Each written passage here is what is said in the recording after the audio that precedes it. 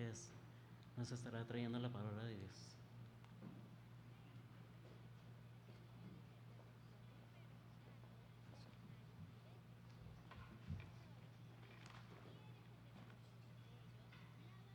Muy buenas tardes, hermanos, Dios les bendiga. Contento y agradecido con Dios por la oportunidad que nos da de estar esta tarde aquí en su casa. Y como varios sabemos, nuestro pastor y algunos de nuestros hermanos se encuentran en Delicias, en la conferencia Doxa. Y bueno, le damos gracias a Dios que les dio la oportunidad de poder ir allá y de poder convivir con los hermanos, con los pastores, con los misioneros que están allá. Y bueno, siempre es un gozo cuando ellos regresan y nos platican todas las experiencias que tuvieron en ese lugar. En esta tarde, bueno, yo agradecido con Dios porque nuevamente me da la oportunidad de poder estar aquí al frente y si es su voluntad, le he pedido a Dios todos estos días que me ayude a poder enseñar su palabra de la forma correcta. Él me ha dado la oportunidad en este momento y bueno, le pido a Dios que me permita hacerlo bien. En esta tarde, hermanos, vamos a estar ahí en el libro de Hechos. Vamos a estar ahí viendo el capítulo 6 y 7. Yo titulé a la predicación de esta tarde: el conocimiento de Dios nos convierte en creyentes obedientes. Creo que la mayoría de nosotros, si no es que todo, hemos leído esta porción de la Biblia en varias veces, ¿no? Si no es que muchas, que estamos ahí leyendo. Y bueno, tengo que confesar que es una de las más de las que más me gusta, ¿no? Las que más me gusta leer. Y bueno, en esta noche vamos a estar estudiando precisamente en esta porción. Nosotros conocemos, hermanos, el libro de Hechos, lo hemos leído, es un libro histórico, así lo tenemos nosotros en la clasificación de los libros, como un libro histórico escrito por Lucas. Y este libro, hermanos, muestra la expansión del cristianismo y cómo fue que lo hizo a través de los apóstoles. Es lo que nosotros encontramos ahí en un panorama grande de este libro. En este día quiero aclarar, hermanos, que el pasaje en su mayoría habla de un personaje en específico. Sin embargo, aunque estaremos viendo la vida, los actos de Esteban, no es mi intención exaltar a él. También tomaré unos breves momentos para comentar que tampoco es mi intención quebrantar o transgredir el mensaje natural de esta porción de la Biblia, ya que cuando leemos estos dos capítulos 6 y 7, encontraremos que se lleva a cabo una elección de 7 varones para que pudieran atender y servir en la distribución diaria que había con los creyentes de ese tiempo. La historia nos describe que Esteban, uno de los elegidos, hacía prodigios y señales entre el pueblo. Existían también aquellos quienes estaban en contra de lo que él hacía y decía, por lo que sobornaron a gente para que dijera que Esteban blasfemaba contra Moisés y contra Dios. Él es arrestado y llevado ante el concilio, por lo que es cuestionado por el sacerdote y le cuestiona y le dice: ¿es esto así? Lo que habían dicho las personas que habían sido sobornadas, que si él blasfemaba en contra de Moisés, incluso en contra del templo, ¿no? Que fue lo que más les molesta, y que cuando veamos la respuesta de Esteban, precisamente el argumento que más les molesta es cuando habla precisamente del templo. Después de esta pregunta encontramos la respuesta de Esteban, donde da un panorama completo de las Escrituras. Y tras el discurso de Esteban, fue tanto el enojo de los hombres que se encontraban ahí que lo asesinaron, y la muerte de Esteban fue por medio de ¿cómo se llama la palabra? Lapidación, que fue apedreado hasta morir, ¿no? A ese le llamaba lapidación, ¿sí? Entonces, pero más allá de esto, hermanos, lo que acabo de escribir lo iremos retomando y lo iremos viendo durante esta tarde y durante el estudio de estos capítulos. Lo que sí quiero que quede claro, hermanos, es que lo que quiero hablar esta tarde es de la convicción que Dios puede desarrollar en un creyente a través del estudio profundo de su palabra, el conocimiento y la obediencia a la voluntad de Dios. Eso es lo que quiero enfatizar en esta tarde. Quiero enfatizar precisamente lo que es la convicción que Dios puede desarrollar en un creyente a través del estudio profundo de su palabra, el conocimiento y la obediencia a la voluntad de Dios. Para eso es necesario tomar la persona de Esteban. Sin embargo, el propósito real es que recordemos que nuestro Señor Jesucristo es o debe de ser la prioridad más grande en nuestras vidas. Vamos a iniciar leyendo los primeros 7 versículos. Voy a leer, hermanos, y les pido que ustedes me sigan ahí en Hechos capítulo 6. Dice así la palabra de Dios. En aquellos días, como creciera el número de los discípulos, hubo murmuración de los griegos contra los hebreos, de que las viudas de aquellos eran desatendidas en la distribución diaria. Entonces los 12 convocaron a la multitud de los discípulos y dijeron: no es justo que nosotros dejemos la palabra de Dios para servir a las mesas. Buscad pues, hermanos, de entre vosotros a 7 varones de buen testimonio, llenos del Espíritu Santo y de sabiduría, a quienes encarguemos de este trabajo, y nosotros persistiremos en la oración y en el ministerio de la palabra. Agradó la propuesta a toda la multitud y eligieron a Esteban, varón lleno de fe y del Espíritu Santo, a Felipe, a Prócoro, a Nicanor, a Timón, a Parmenas y a Nicolás, prosélito de Antioquía, a los cuales presentaron ante los apóstoles, quienes orando les impusieron las manos. Y crecía la palabra del Señor y el número de los discípulos se multiplicaba grandemente. En Jerusalén también muchos de los sacerdotes obedecían a la fe. ¿Sí? Los capítulos anteriores, hermanos, nos hablan de cómo es que se fueron añadiendo a la iglesia todos aquellos que escuchaban las predicaciones de Pedro y de los demás apóstoles. En un principio nos dice en el capítulo 1, versículo 15, que en una reunión había aproximadamente como 120 personas y que de ahí se llevaba a cabo la elección para que Matías tomara el lugar de Judas. Después vemos más adelante, en el capítulo 2, versículo 41, nos dice que en esa ocasión se añadieron como 3,000 personas más. Más adelante vemos también que en el capítulo 4, versículo 4, que muchos más creyeron por la predicación de Pedro y Juan. Tan solo en ese momento eran como 5,000 hombres. ¿Sí? Entonces, ¿qué era lo que estaba pasando? Se estaba predicando la palabra y se iban añadiendo más y más creyentes. Dice la Escritura que el Señor añadía a los que Él quería a la iglesia. Y así, hermanos, crecía el número de los cristianos, pero no solamente dice eso. Dice también, ahí en Hechos 2:42, dice, y todos ellos, todos los que se reunían, todos los que estaban agregándose a la iglesia, y perseveraban en la doctrina de los apóstoles, en la comunión unos con otros, en el partimiento del pan y en las oraciones.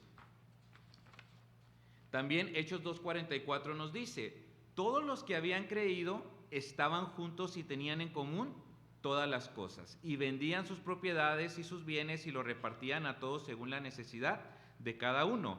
Y perseverando unánimes cada día en el templo y partiendo el pan en las casas, comían juntos con alegría y sencillez de corazón, alabando a Dios y teniendo favor con todo el pueblo, y el Señor añadía cada día a la iglesia a los que habían de ser salvos. Más adelante nos dice ahí en Hechos 34, dice, así que no había entre ellos ningún necesitado, porque todos los que poseían heredades o casas las vendían y traían el precio de lo vendido y lo ponían a los pies de los apóstoles y se repartía a cada uno según su necesidad. ¿Sí? Este libro nos dice que dentro de los que escuchaban la palabra de Dios había quienes creían y había personas de diferentes regiones del mundo.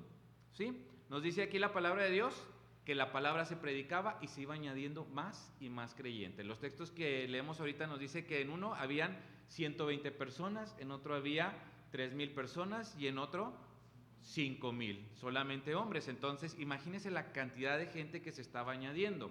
Y los apóstoles eran quienes estaban a cargo de toda esta multitud. Ahora, no solamente había gente de ahí, sino que había gente de diferentes lugares. Si vamos ahí al capítulo 2 de Hechos, hermanos, vamos a encontrar lo siguiente. Miren, dice ahí en el 2:4, bueno, en el 3 dice, y que en ese momento se les aparecieron lenguas repartidas como de fuego, azotándose cada uno sobre cada uno de ellos. Y dice en el 4, dice, y fueron todos llenos del Espíritu Santo y comenzaban a hablar en otras lenguas, según el Espíritu les daba que hablasen. Moraban entonces en Jerusalén judíos, varones piadosos de todas las naciones bajo el cielo. Y luego en el versículo 9 nos empieza a decir también todos los que habían de diferentes lugares en ese lugar. Dice ahí que había partos, medos, elemitas y los que habitamos en Mesopotamia, así menciona la palabra, en Judea, en Capadocia, en el Ponto y en Asia, en Frigia, en Panfilia, en Egipto y en las regiones de África, más allá de Cirene, y romanos, aquí residentes, tanto judíos como prosélitos, cretenses y árabes, les oímos hablar en nuestras lenguas las maravillas de Dios. Entonces, vemos ahí cuando se empiezan a hablar estas lenguas y cuando todos empiezan a escuchar y oían en su idioma, empezaban a oír en su idioma, pero nos dice la palabra de Dios que era una multitud y aparte había gente de diferentes lugares, ¿sí? Ahora, habiendo recordado un poco el contexto, hermanos, vamos nuevamente al capítulo 6 y veamos qué es lo que nos va diciendo aquí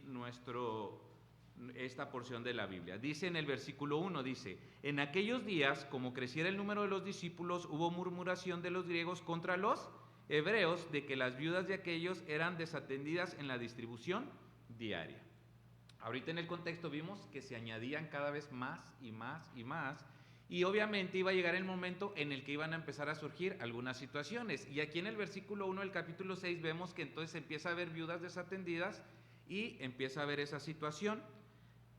En este caso, al leer esto, me parece una situación muy similar a la que sucede con Moisés cuando lo visita Jetro, su suegro. ¿Recuerdan aquella historia? ¿Sí? Él no podía estar atendiendo a todo el pueblo. Lo mismo sucede aquí con los apóstoles. Ellos no podían estar al tanto y estar atendiendo todo lo que sucedía con la multitud, ¿sí? Por lo que acabamos de ver, crecía el número de los creyentes en grandes cantidades, por lo que a pesar de la buena organización que pudieran tener los apóstoles, el estudio y la predicación de la palabra se verían rebasados por la gran cantidad de gente que se tenía que atender. Sabiamente entienden que su principal ministerio es la palabra de Dios y que era necesario que alguien más se encargara de la distribución de los alimentos y otras necesidades. Por eso leemos ahí a partir del versículo 2 lo siguiente. Dice, entonces los 12 convocaron a la multitud de los discípulos y dijeron, no es justo que nosotros dejemos la palabra de Dios para servir a las mesas. Buscad pues, hermanos de entre vosotros, a 7 varones de buen testimonio, llenos del Espíritu Santo y de sabiduría. ¿Qué era lo que dijeron ellos?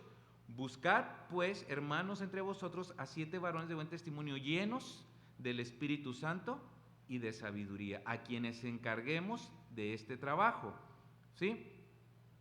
Y luego dice, y nosotros persistiremos en la oración y en el ministerio de la palabra. Agradó la propuesta a toda la multitud y eligieron a Esteban, varón lleno de fe y del Espíritu Santo, a Felipe, a Prócoro, a Nicanor, a Timón, a Parmenas y a Nicolás, prosélito de Antioquía, a los cuales presentaron ante los apóstoles, quienes orando les impusieron las manos. Y dice que crecía la palabra del Señor y el número de los discípulos se multiplicaba grandemente en Jerusalén. También muchos de los sacerdotes obedecían la fe. ¿Sí, hermanos? Entonces, dice ahí que dijeron ellos, escojamos ¿qué? Varones llenos del Espíritu Santo y de sabiduría. Y esto agradó a la multitud y nos dice a quienes consideraron, a quienes eligieron. Considero muy importante, hermanos, detenernos un poco y analizar lo que dicen estos textos. Dice ahí que era necesario que los apóstoles persistieran en la oración y el ministerio de la palabra. Sin embargo, cuando se requirió de alguien para servir a las mesas, hermanos, no dijeron, busquemos a las personas más activas, a los de más confianza, a los que tengan más tiempo de cristianos, a los que tengan mejor actitud o a los más organizados. No fueron esas las palabras de los apóstoles. Dijeron, busquemos hombres llenos del Espíritu Santo y de sabiduría.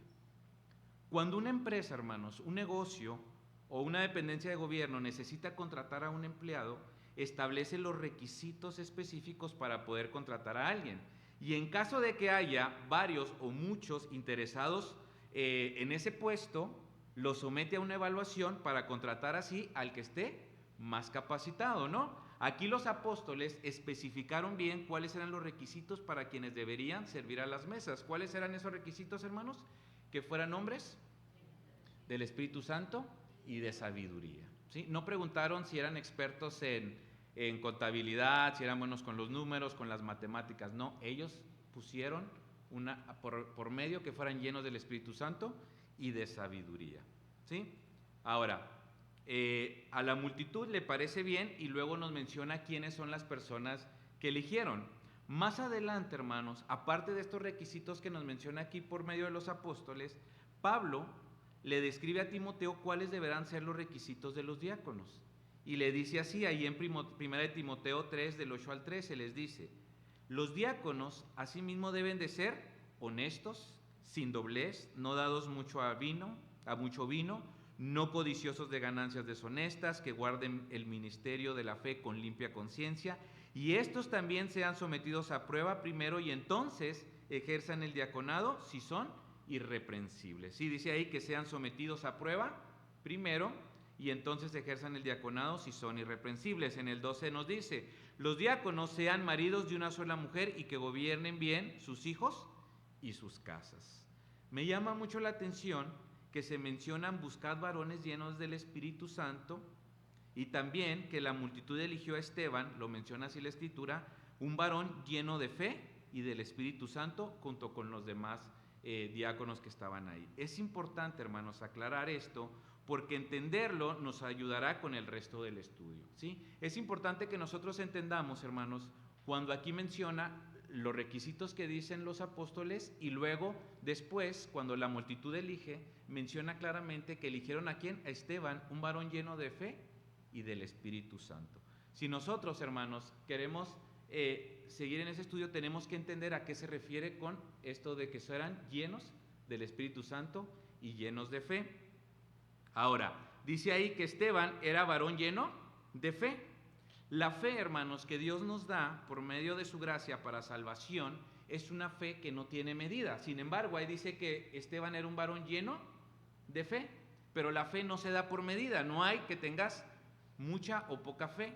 La salvación que te da Dios es una fe para salvación y es por parte de su gracia. Por eso se dice ahí en Efesios 2:8, porque por gracia sois salvos por medio de la fe. Y esto no de vosotros, pues es un don de Dios, es un regalo de Dios. Ahora, por lo tanto, cuando se refiere a que Esteban es un varón lleno de fe, se refiere que es alguien que conoce la doctrina bíblica. La palabra que aparece ahí, hermanos, como fe es la palabra pistis, es la palabra original en griego, que se describe de la siguiente manera: dice que es la constancia en una profesión y por extensión, quiere decir cuando nosotros le ponemos extensión o tamaño, porque dice ahí que Esteban era lleno de fe. Cuando hablamos de extensión, entonces se refiere al sistema de verdad religiosa que es el Evangelio. ¿Sí? Entonces, cuando dice ahí que Esteban era un hombre lleno de fe, se refiere a que era un hombre que conocía la doctrina bíblica, ¿sí? No es que cuando nosotros seamos salvos tenemos una fe que tiene alguna cantidad o que se da por medida. No, cuando habla aquí de fe, habla precisamente de la doctrina, ¿sí? Ahora, estos hombres eran llenos de la doctrina bíblica, esto es, llenos de conocimiento, hermanos. Era de conocimiento, un conocimiento correcto, exacto. Ahorita en la actualidad, hermanos, tanto nuestro pastor como algunos otros pastores han sido muchos criticados porque ellos hacen mucho hincapié en el conocimiento de la palabra de Dios, el conocimiento de la palabra de Dios y el conocimiento de la palabra de Dios. Y el hermano está en lo correcto, porque aquí nos dice que Esteban era un varón lleno de fe, era un hombre que conocía la doctrina bíblica, tenía conocimiento. Y aparte, hermanos, dice que era un hombre lleno de fe y lleno del Espíritu Santo. Es importante entender esto porque hay denominaciones, hermanos, que utilizan este concepto, el de lleno de fe, para realizar actos escandalosos dentro de los templos sin un propósito específico. Hemos sido testigos y hemos visto que cuando se habla de la llenura del Espíritu Santo, dentro de algunos templos se hacen actos escandalosos, ruidosos, con música, brincos, saltos, giros, pero que no llevan a ningún propósito. Por eso es importante, hermanos, que nosotros establezcamos a qué se refiere cuando es lleno del Espíritu Santo. ¿Sí? En Hechos vamos a encontrar este concepto en varias ocasiones. Obviamente, hermanos, hablar del Espíritu Santo y hacer un estudio requiere de un tiempo específico. Ahorita no tenemos el tiempo para hacerlo, pero sí vamos a decir a qué se refiere aquí la llenura del Espíritu Santo con los conceptos que nos aparecen en Hechos. Nos aparecen dos palabras distintas. La primera de ellas es la palabra pletzo, que aparece en Hechos 2:4. Miren, vamos ahí, en Hechos 2:4, dice así: y fueron todos llenos del Espíritu Santo y comenzaron a hablar en otras lenguas según el Espíritu les daba que hablasen. Sí. Y luego viene también en el 4:8, que dice así: entonces Pedro, lleno del Espíritu Santo, les dijo, gobernantes del pueblo y ancianos de Israel. Nos menciona que era lleno del Espíritu Santo. ¿Sí? Y también ahí en el 4, versículo 31, nos dice: y cuando hubieron orado, el lugar en que estaban congregados tembló, y todos fueron llenos del Espíritu Santo y hablaban con denuedo la palabra de Dios. Aquí nos mencionan 3 veces la llenura del Espíritu Santo, y la palabra que aparece ahí, hermanos, en griego es la palabra pletzo. Esta definición, hermanos, dice lo siguiente: es una forma prolongada de algo. Quiere decir que es algo que aparece solo como alternadamente en ciertos tiempos y de forma reduplicada. Quiere decir que una vez que apareció, vuelve a aparecer de la misma forma y solamente por un periodo de tiempo. Recordemos que la llenura del Espíritu Santo, hermanos, precisamente es una obra del Espíritu Santo. Pero la palabra pletzo que se utiliza aquí, hermanos, es una obra directamente del Espíritu Santo, pero que la da por un periodo de tiempo. Es una obra directamente del Espíritu Santo por un periodo de tiempo, pero sí tiene un propósito. No como se utiliza en otras ocasiones cuando se hace sin ningún propósito. Miren lo que dice aquí en el 4:31, miren lo que dice: cuando hubieron orado, el lugar en que estaban congregados tembló y todos fueron llenos del Espíritu Santo y hablaban con denuedo la palabra de Dios. Siempre que nosotros, hermanos, hallemos la llenura del Espíritu Santo, siempre vamos a ver después que se predicaba la palabra. Cuando es alguien lleno del Espíritu Santo que menciona la Escritura, siempre después vamos a ver que se predicaba la palabra. Aquí nos dice que con denuedo, quiere decir con valentía, con arrebatamiento, eran personas valientes para predicar la palabra de Dios. Y luego en el 4:8 dice: entonces Pedro, lleno del Espíritu Santo, les dijo, gobernantes del pueblo y ancianos de Israel.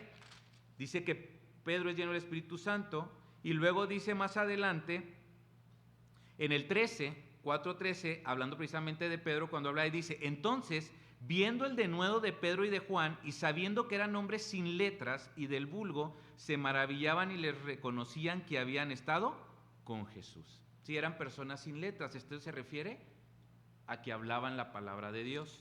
Y en el 2 versículo 4, cuando habla también de la llenura del Espíritu Santo, dice ahí, en el 4 dice: y fueron todos llenos del Espíritu Santo y comenzaron a hablar otras lenguas según el Espíritu les daba que hablasen. Y luego dice en el 11: cretenses y árabes los oímos hablar en nuestras lenguas las maravillas de Dios. Entonces, cuando habla aquí en estos capítulos, en estos versículos, la palabra pletzo se refiere a una obra del Espíritu Santo solamente por un periodo de tiempo, y es una obra directamente del Espíritu Santo. Pero la palabra, hermanos, que se usa en el capítulo 6 para referirse a Esteban, cuando lo menciona ahí en Hechos 6:3, que dice: buscad pues, hermanos, de entre vosotros 7 varones de buen testimonio, llenos del Espíritu Santo y de sabiduría.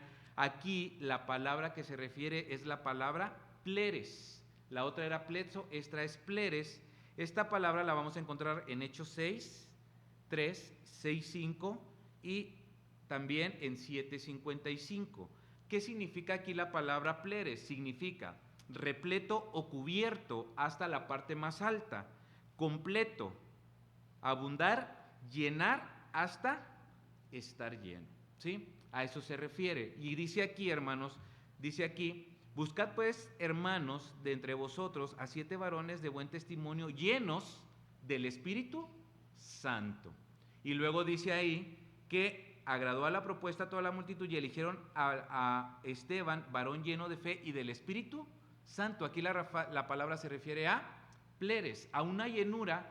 Quiere decir que es cuando tú tienes un recipiente y lo vas llenando hasta dejarlo hasta arriba. Eso sucede con la palabra.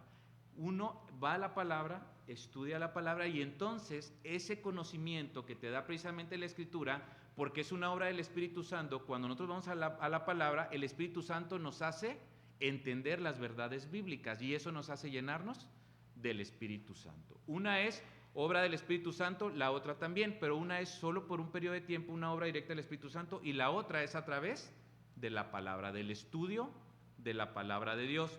Por ejemplo, si vamos nosotros ahí a Efesios 5:18, ¿recuerdan este texto que dice: no os embriaguéis con vino, en lo cual hay disolución, antes bien sed llenos del Espíritu Santo? Miren, si vamos rápido ahí, hermanos, rápido vamos ahí a Efesios 5:18, miren lo que dice ahí. Vamos a encontrar siempre, hermanos, que es la llenura del Espíritu Santo y la predicación o hablar de la palabra de Dios. Ese es el propósito de la llenura del Espíritu Santo. Miren lo que dice: no os embriaguéis con vino, en lo cual hay disolución, antes bien sed llenos del Espíritu Santo, hablando entre vosotros con salmos, con himnos y cánticos espirituales, cantando y alabando al Señor en vuestros corazones. Nuevamente vuelve a mencionar la palabra.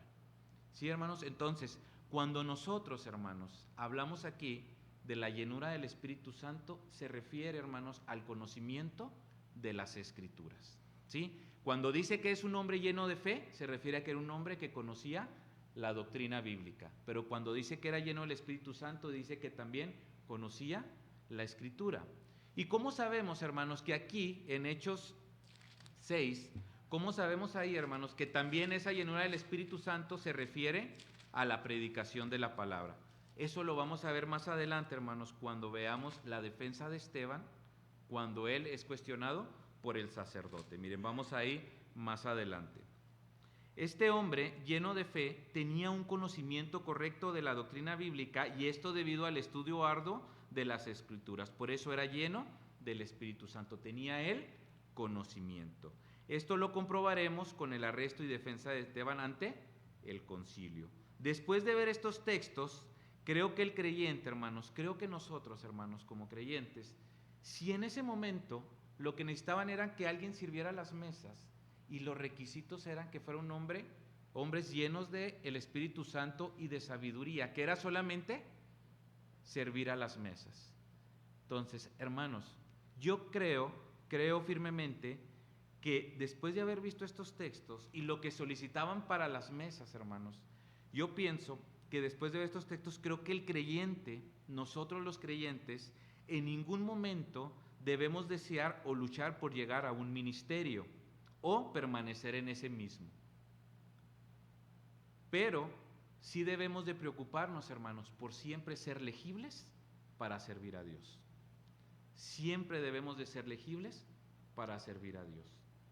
No debemos desear estar en un ministerio, querer estar allá, estar en pero sí, hermanos, debemos de preocuparnos por ser legibles, por servir a nuestro Dios. ¿Y cómo vamos a ser legibles para servir a Dios? Cuando en aquel momento dijeran que eran hombres llenos del Espíritu Santo y de sabiduría para servir las mesas. Ahora, para servir en un ministerio, hermanos, requerimos eso o más. Entonces, debemos evaluar nuestra persona, debemos evaluarnos, hermanos, y decir si realmente, hermanos, la persona que somos, si somos llenos del Espíritu Santo, si tenemos el conocimiento, si somos hombres sabios, como lo pidieron en ese momento, estamos legibles, si somos personas legibles para servir en un ministerio. Ahora, vamos a ver más adelante, hermanos. Hasta aquí quiero aclarar que hasta este momento lo que hemos visto, hermanos, es la importancia del conocimiento de Dios.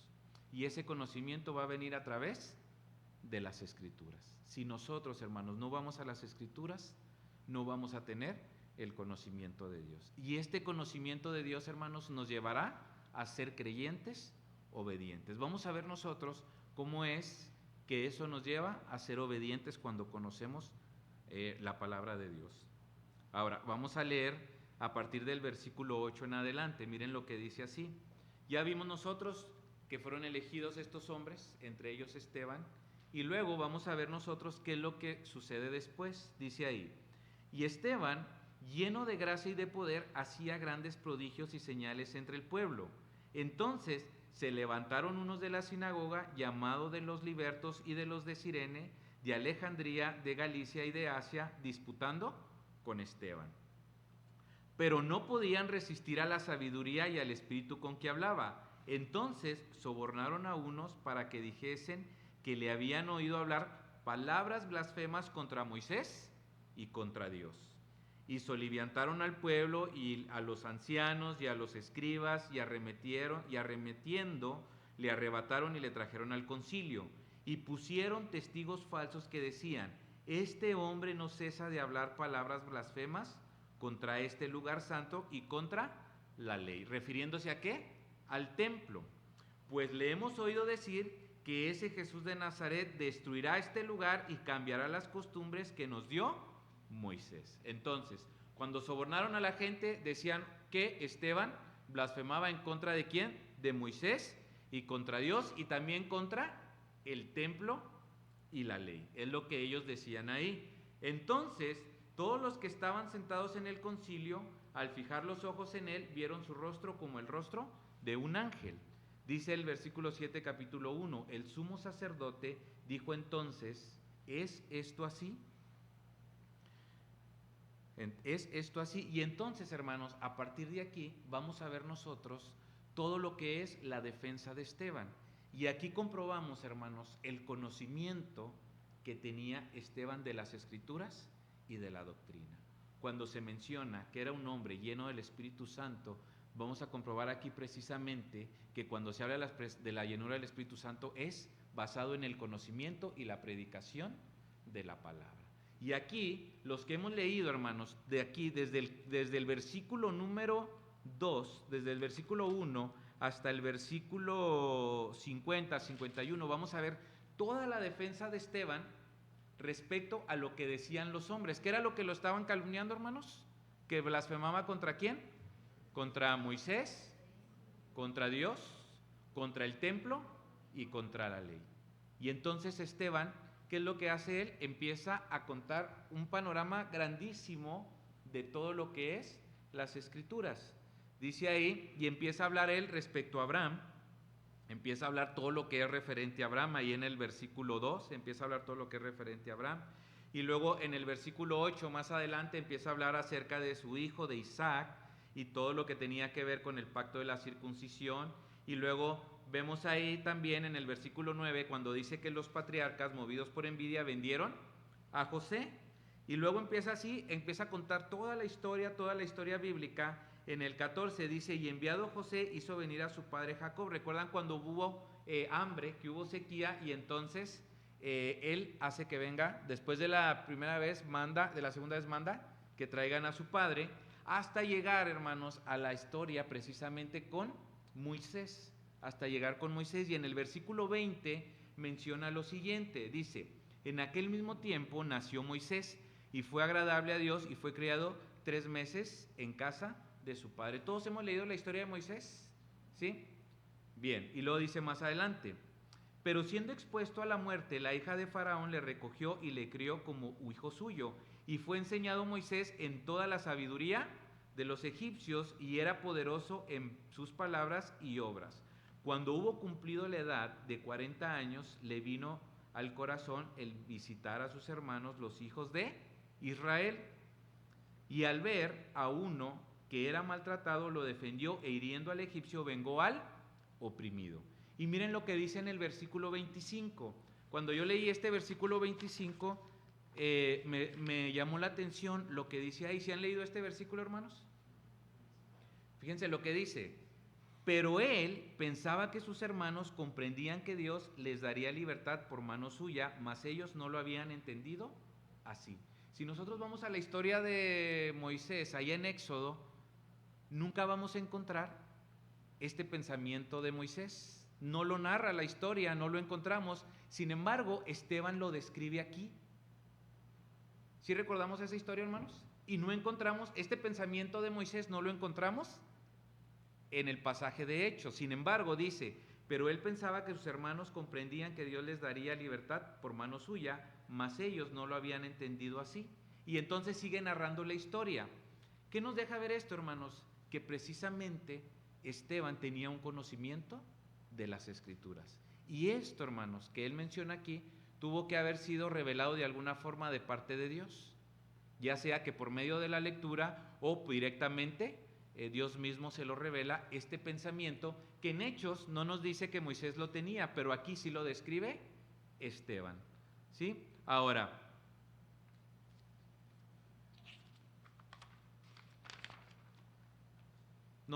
yo me pregunto, ¿de dónde obtuvo Esteban este dato? La Escritura no lo menciona, sin embargo, en su discurso él así lo afirma, lo cual nos deja ver que tenía un conocimiento profundo de la palabra, ya sea que haya sido por revelación de parte de Dios u otra forma, era un argumento verdadero.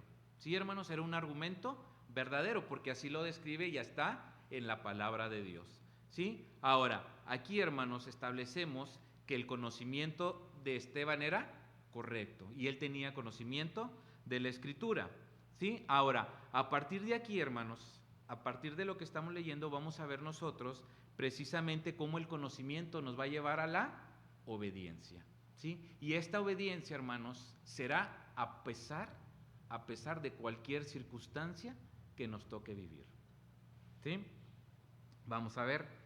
Ya Esteban, hermanos, había demostrado su conocimiento. Miren, si leemos más adelante, dice ahí, en el versículo 36 del capítulo 7, dice, este lo sacó y habiendo hecho prodigios y señales en Egipto, dice ahí acerca de Moisés que saca el pueblo. También dice ahí cuando le dijeron, el pueblo le dijo a Aarón que les hiciera un becerro de oro y lo adoraron. Y entonces empieza Esteban a narrar toda la historia y luego dice ahí, también vemos nosotros como en el versículo 42, al final dice, dice ahí, y Dios se apartó y los entregó a que rindiesen culto al ejército del cielo. Y lo dice ahí, como está escrito en el libro del profeta, Esteban también narraba o dice ahí que citaba los mismos textos que había en el Antiguo Testamento, por eso dice que el profeta, entonces su conocimiento era correcto, era grande de las Escrituras, porque dice el libro de los profetas como está escrito, y luego en el 48 dice también, como dice él, profeta, entonces él citaba la misma palabra. Entonces, ¿qué vemos aquí, hermanos? Que él tenía un conocimiento de las Escrituras, ¿sí? Un conocimiento pleno de las Escrituras, y entonces vamos a ver cómo ese conocimiento, hermanos, lo lleva a la obediencia. Ya Esteban había demostrado su conocimiento de Dios al citar la Escritura. En una convicción plena nos describe estos últimos versículos que se mantuvo firme, sabiendo que perecería a causa de su Señor. Miren lo que dice ahí, voy a leer del 45 en adelante. Bueno, en el 44 dice, tuvieron nuestros padres el tabernáculo de testimonio en el desierto como había ordenado Dios, cuando dijo a Moisés que lo hiciese conforme al modelo que había visto, el cual recibió a su vez por nuestros padres, lo introdujeron con Josué al tomar posesión de la tierra de los gentiles a los cuales Dios arrojó de la presencia de nuestros padres hasta los días de David. Aquí está hablando del tabernáculo, hermanos, porque precisamente decían que él blasfemaba contra el templo, ¿sí? Y luego dice ahí, el cual recibió a su vez por nuestros padres, lo introdujeran con Josué al tomar la posesión de la tierra de los gentiles a los cuales Dios arrojó de la presencia de nuestros padres hasta los días de David. Y halló gracia delante de Dios y pidió proveer tabernáculo para el Dios de Jacob, mas Salomón le edificó casa. Si bien el Altísimo no habita en templos de mano, como dice el profeta. Y a partir de aquí, hermanos, empieza a narrar lo que enciende precisamente a los hombres del concilio y que lo llevan a asesinar a Esteban. Mira lo que les dice él, miren lo que les dice. El cielo es mi trono y la tierra el estrado de mis pies. ¿Qué casa me edificaréis, dice el Señor? ¿O cuál es el lugar de mi reposo? ¿No hizo mi mano todas estas cosas? Duros de cerviz e incircuncisos de corazón y de oídos. Vosotros resistís siempre al Espíritu Santo, como vuestros padres, así también vosotros. ¿A cuál de los profetas no persiguieron vuestros padres y mataron a los que anunciaron de antemano la venida del justo, de quien vosotros ahora habéis sido entregadores y matadores. Vosotros que recibiste la ley por disposición de ángeles y no la guardasteis, oyendo estas cosas se enfurecían en sus corazones y crujían sus dientes contra él. Pero Esteban, lleno del Espíritu Santo, puesto los ojos en el cielo, vio la gloria de Dios, a Jesús que estaba a la diestra de Dios, y dijo: He aquí veo los cielos abiertos y al Hijo del Hombre que está a la diestra de Dios. Entonces ellos dando grandes voces, se taparon los oídos y arremetieron a una contra él. Y echándole fuera de la ciudad le apedrearon, y los testigos pusieron sus ropas a los pies de un joven que se llamaba Saulo. Y apedreaban a Esteban mientras él invocaba y decía: Señor Jesús, recibe mi espíritu. Y puesto de rodillas clamó a gran voz: Señor, no les tomes en cuenta este pecado. Y habiendo dicho esto, durmió. Quiere decir que él murió. Vemos nosotros, hermanos, hace unos momentos los requisitos de un diácono, y entre todos ellos se menciona que él debe de ser marido de una sola mujer y que gobierne bien su casa.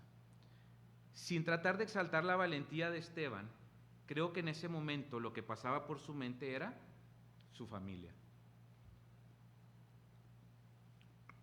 Este pasaje siempre me genera algo, no sé, me conmueve mucho el hecho de la obediencia de Esteban, y que en su mente, estoy seguro, no lo sé, pero casi creo que lo que estaba en su mente era su familia. Todos los que tenemos la bendición de ser padres, siempre que estamos en alguna situación, lo primero que viene a nuestra mente es nuestra familia.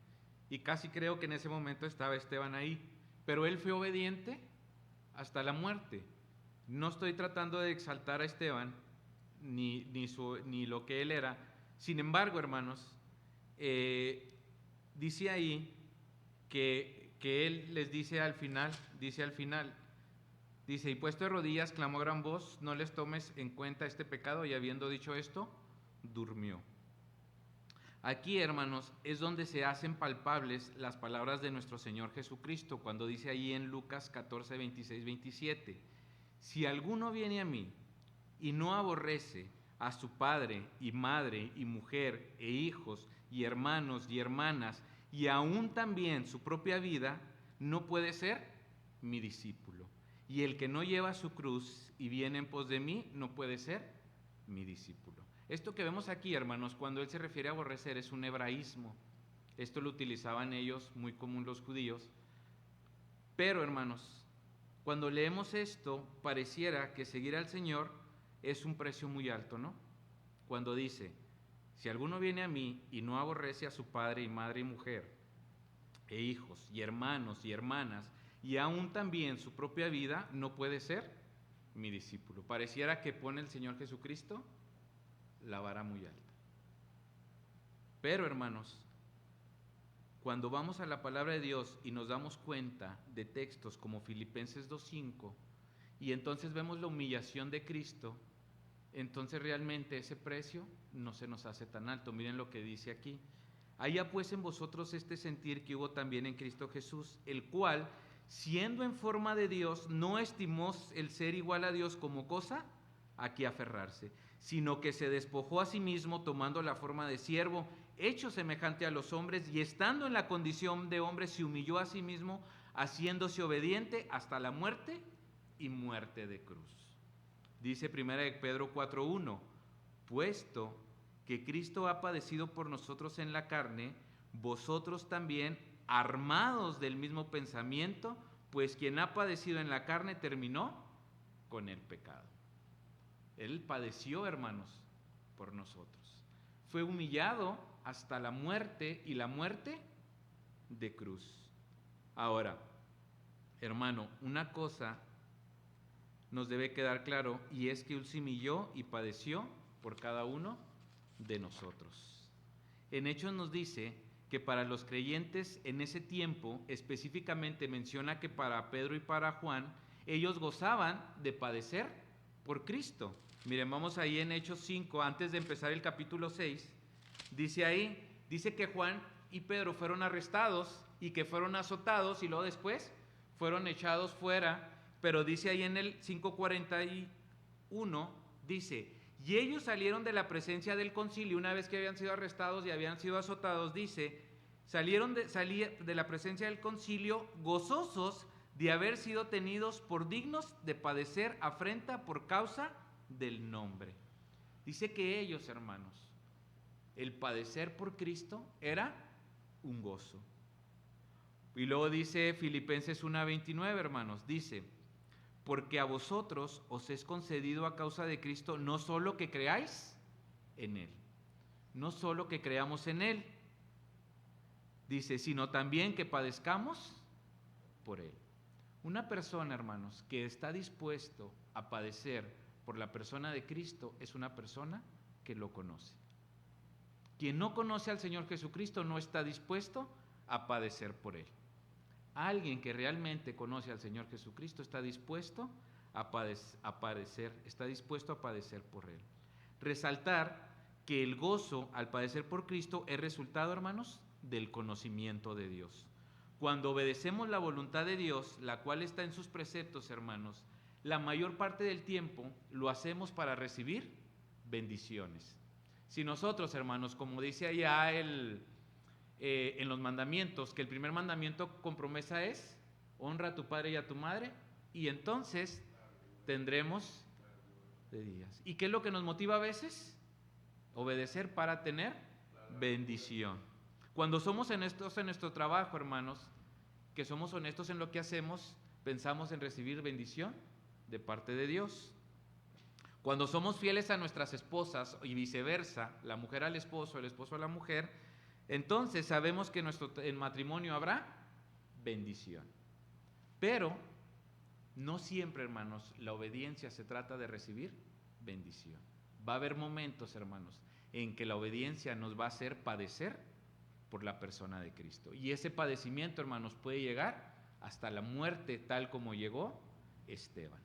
Pero ese padecimiento, hermanos, solamente estaremos dispuestos a recibirlo, incluso hasta la muerte, si nuestro conocimiento de Dios es verdadero. Alguien que no conoce a nuestro Señor, a Dios mismo, entonces no estará dispuesto a padecer por Él. Cuando hay días difíciles, hermanos, es necesario seguir haciendo la voluntad de Dios, independientemente de cualquiera que sea esa situación. Pero si el caso es hacer defensa del Evangelio y de nuestras convicciones, tendrá que ser así como Dios lo presenta a través de este pasaje. Tendremos que obedecer, hermanos, hasta las últimas circunstancias. Y si es la muerte, tendríamos que ir allá si realmente amamos a nuestro Dios. Y eso lo será a través del conocimiento. Hoy más que nunca, hermanos, creo que se acercan los días en los que tendremos que hacerlo. Las nuevas tendencias, los discursos de inclusión, el respeto a la diversidad, hermanos, en algún momento dado nos van a obligar a presentar defensa de nuestra fe. No sé si ustedes ya lo estén viviendo en sus trabajos, yo sí. Hay momentos en que vamos a tener, hermanos, como van las tendencias, como van estos discursos de inclusión, respeto a la diversidad y todo lo que está surgiendo, hermanos, todo esto va a tener que llegar el momento en el que nosotros tendremos que poner defensa de nuestra fe. Por eso dije al principio de la predicación, hermanos, la búsqueda de un conocimiento correcto de nuestro Dios nos hará entender que la prioridad más grande en nuestras vidas es la persona de nuestro Señor Jesucristo. ¿Y cómo no lo vamos a hacer, hermanos? Si Él es nuestro Señor. Él es nuestro Señor. Para terminar, hermanos, vamos a ir a Romanos capítulo 6, por favor. Para terminar en Romanos capítulo 6.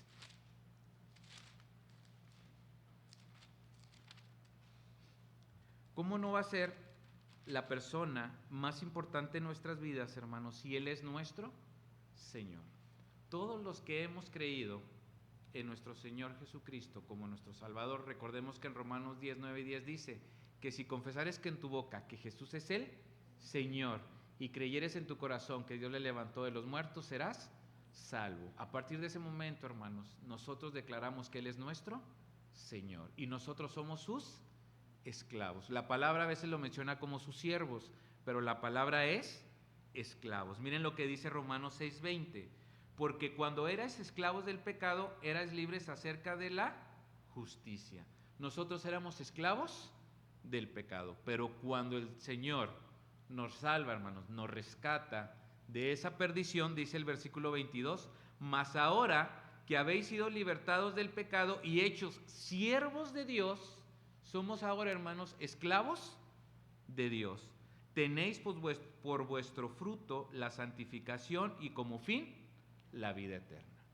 Si nosotros, hermanos, tenemos un conocimiento correcto de Dios, entonces, hermanos, estaremos dispuestos a la obediencia, independientemente cualquiera que sea el costo de esa obediencia, pero solamente será a través de alguien que le conoce correctamente.